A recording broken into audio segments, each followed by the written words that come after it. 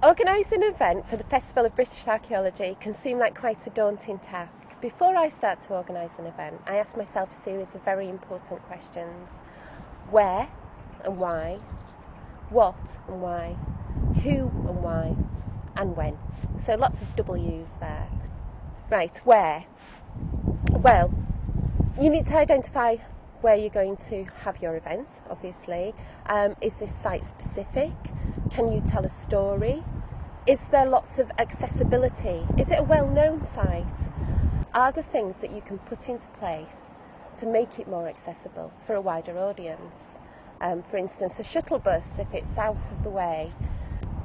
So when you've established where you're going to hold your event, you need to start risk assessing. Risk assessing is so important right at the very beginning, so nothing pops out of the woodwork later on. So you've thought about where you're going to have the event. Now you need to think about what you're going to do whilst you're there.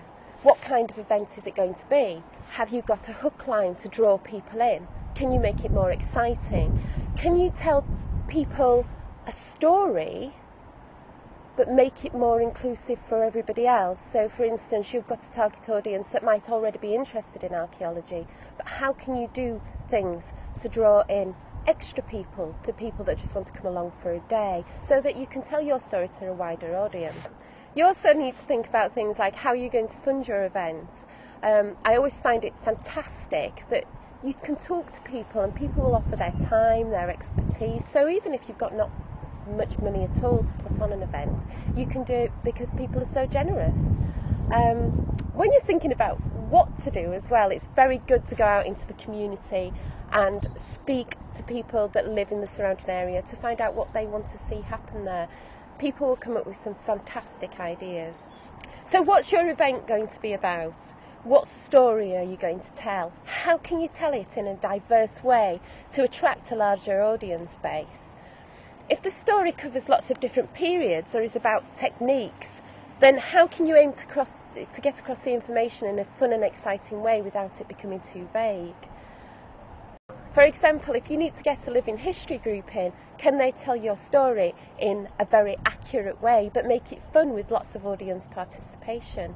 Or if you want to give a talk or a tour, is there elements that you can add to that to draw in a wider audience? For instance, bring a finds handling collection with you, or have some living history costumes that people can dress up in, the children can dress up in, or have some sort of activities that mix in with your tour, that you can have a stopping place where somebody's giving a demonstration or you can actually participate in an activity.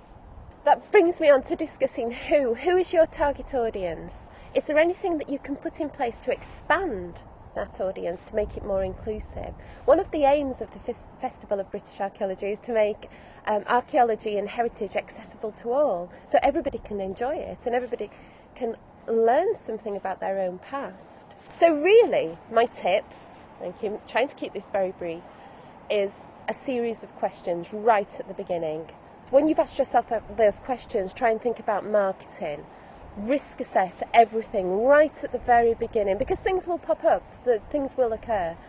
And also, try and visualise what you want the event to look like. It's like a form of art. It's like painting a picture in your head and then putting things in place to make it become a reality. Always evaluate at the end of the event as well, because there's always things you can do better.